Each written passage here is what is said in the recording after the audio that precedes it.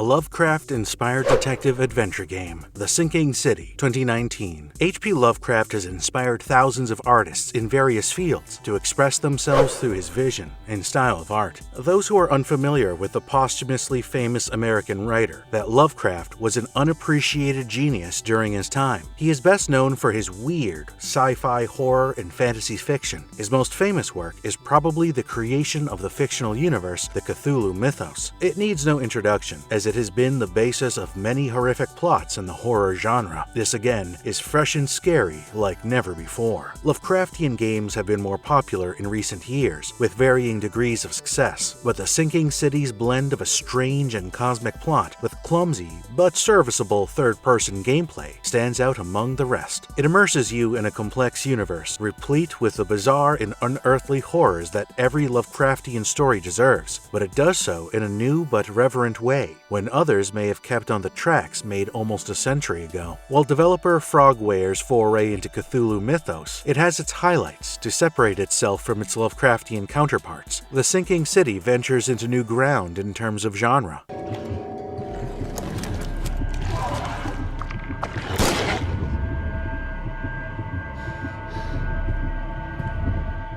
The game feels like it's packing up 8 movies into a Lovecraft cinematic Cthulhu universe, delivering a concentrated dose of its distinctive flavor, where 2018's Call of Cthulhu tried to carve out a small space to tell its own standalone story that tucked itself into the already existing cosmic lore. The tedious aspects of this pulpy 1920s tale may be downright unnerving. The game starts with Mr. Robert Throgmorton, an essential figure who appears to be half ape, half human, being introduced to the protagonist Charles Reed. Facts concerning the late Arthur Jermyn and his family. A short story by H.P. Lovecraft is referenced here. A run-in with the Innsmouthers, who are basically fish people from another story, follows soon after. It takes so many storylines, quotes, and motifs from Lovecraft's works that it reverently captures the excitement and interest of these pulpy tales, while blending them in a unique way. In the midst of its true-to-genre tale, it generates political and criminal intrigue. Before we go into our explanation, we have a very small request. If you like our content, please support us by subscribing to our channel. This is a small click for you, but for us, it means a lot. Thank you, let's begin. So, let's get into the plot first. No mercy, boys. He's been asking for this. A Lovecraftian mystery which will take you back in time. The game is set in the fictional city of Oakmont, Massachusetts in the 1920s, and it follows a private detective and Army veteran, Charles W. Reed, as he seeks answers to the mysterious visions tormenting him, as well as the mystery of Oakmont's relentless flooding. It is quickly established that Oakmont has a long history of occult ties, and many of its residents are not simply odd, but outspoken occult practitioners. Cultists dressed in grisly ceremonial costumes rub shoulders with fishermen, ordinary townfolk, refugees fleeing the destruction of nearby Innsmouth, the destitute and desperate, and well-heeled representatives of the upper class on the streets. Over time, the town acquired its own dialect, but the origins of many expressions are unknown. Oakmont was cut off from the mainland 6 months ago by a mysterious, recurring flood of supernatural origin that flooded many of its streets and submerged many of its streets. The flood, as Oakmonters call it, brought with it a terrible power that gradually instills panic and lunacy in the scared residents' brains, and the struggling town is on the verge of collapse. Furthermore, a slew of individuals lost outside of Oakmont has begun popping up in the town, drawn by disturbing, unexplainable visions.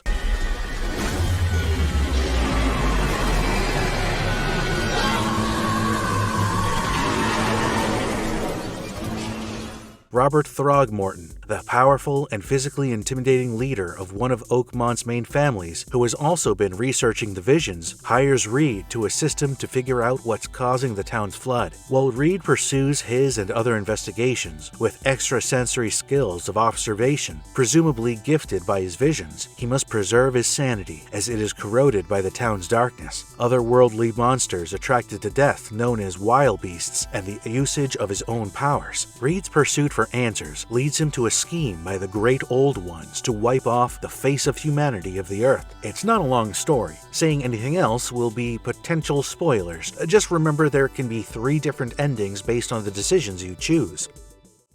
Third-person investigative fest. The most intriguing aspect of the game is the gameplay style. It's a third-person detective game set in an open-world setting. It has an investigative system in which how observant the players are when studying various clues and pieces of evidence will frequently determine the outcome of the player's tasks. Advent, Coverside, Grimhaven Bay, Old Grove, Reed Heights, Salvation Harbor, and the Shells are among the 7 districts of Oakmont that have been flooded to varying degrees, and the player must utilize a boat to safely navigate the flooded streets to reach drier places.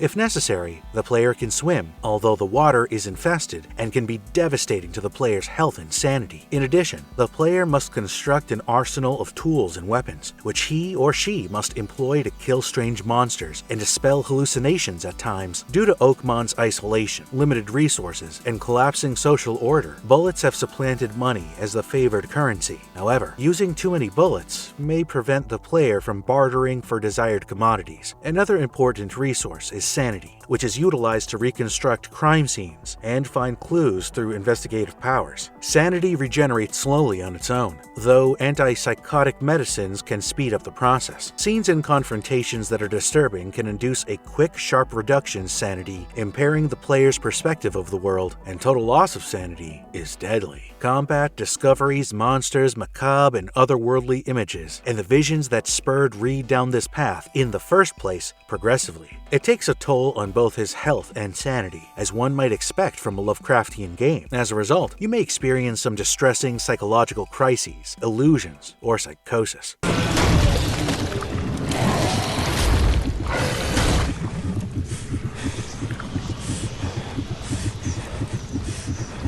The characters you contact with, on the other hand, are engaging and well acted. You might be surprised by how unique and thematically fitting each character is written and executed. Every encounter, from mob bosses to cult leaders to dishonest politicians and more, felt unique and added to Oakmont's lived-in vibe. Regrettably, this shone a bright light on the blatantly recycled character models. It's especially evident since every black man you speak with has the same comical appearance. Talking about the game's development, developer Frogwares envisioned the open-world environment of Oakmont as a densely built metropolis region 2 kilometers square when creating the sinking city. Because handcrafting the entire town was impractical, Frogwares went to Unreal Engine 4 and used city generation techniques pioneered by Ubisoft's Assassin's Creed franchise to generate entire blocks of Oakmont at once using procedural generation.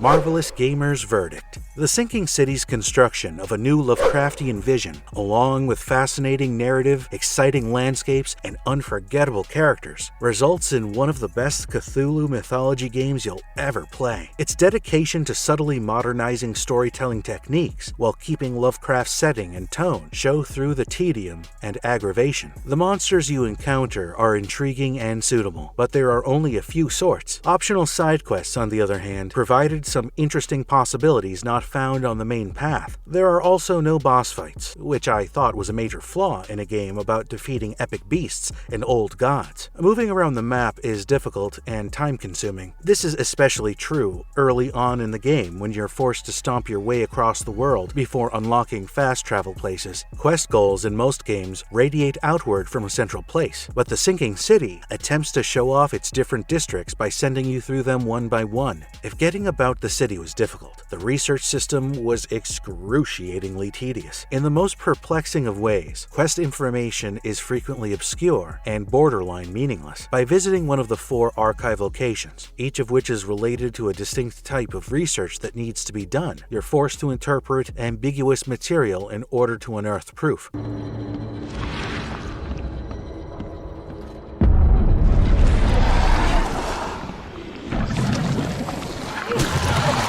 This is, as far as I can tell, a continuation of Frogwares' prior to the Sherlock Holmes series. While the concept is attractive, the execution can be time-consuming. In contrast, you might really enjoy another investigation and discovery mechanism called the Mind Place, which was also inspired by the Sherlock games but improved by the inclusion of moral issues from Lovecraftian fiction. The Mind Place is frequently fueled by a retrocognition function that allows you to observe how an object was used in the past, or see spectral manifestations of characters reenacting a scene Reed was not present for.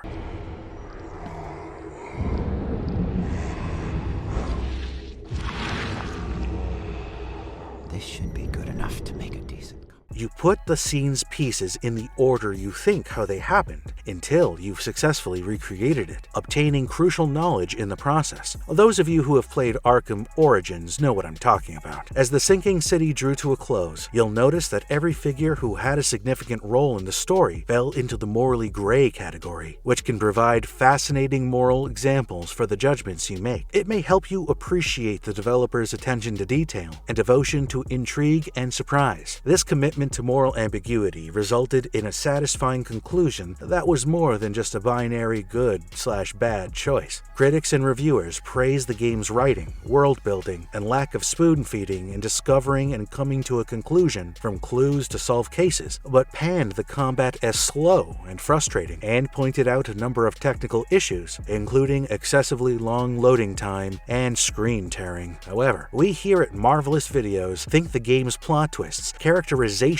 and memorable moments are quite brilliant, and no one should be disappointed while playing it. That's it for this one. Let us know in the comments section which game do you want us to cover next, and if you like this video, then please don't forget to give it a like, share, and subscribe to our channel. See you in the next one.